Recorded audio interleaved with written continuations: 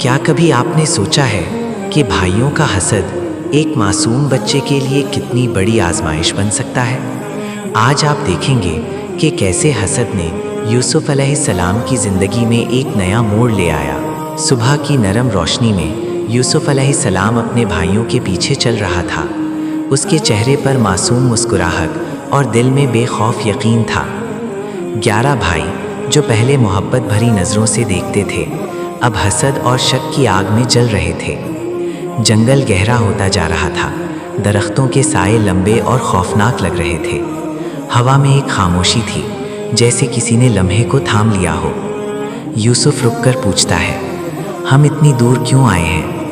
لیکن جواب میں صرف خاموشی تھی اور نظریں بدل چکی تھی۔ بھائیوں نے اسے گھیر لیا، ہر ایک کے دل میں چھپی ہوئی پلاننگ تھی۔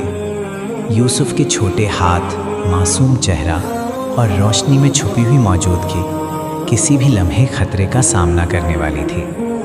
اور پھر وہ لمحہ آیا جب یوسف کو کنویں کے کنارے لے جا کر دھکیل دیا گیا۔ اوپر حسد اور منصوبے کی ہنسی، نیچے اندھیرا اور صبر کی خاموشی۔ یوسف نے آسمان کی طرف دیکھا، آنکھوں میں ایمان کی روشنی تھی اور دل میں صبر کا یقین کہ اللہ ہر حال میں مددگار ہے۔ رات کا اندھیرا، درختوں کی سرگوشی اور زمین کی دھڑدھڑاہٹ سب مل کر اس لمحے کی شدت کو بڑھا رہے تھے۔ یہ صرف ابتدا تھی۔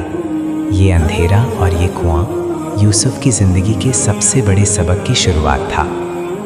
یہ تھا آج کا موضوع۔ اگر آپ کو یہ سفر پسند آیا ہو تو ایک لائک کے ذریعے اپنی پسندیدگی ظاہر کریں۔ کامنٹس میں بتائیں کہ آپ کو سب سے دلچسپ بات کون سی لگی، اور چینل کو سبسکرائب کر کے اس سفر کا حصہ بن جائیں تاکہ آنے والی ویڈیوز آپ سے رہ نہ جائیں۔ ویڈیو شیئر کرنا نہ بھولیں، علم بانٹنے سے بڑھتا ہے۔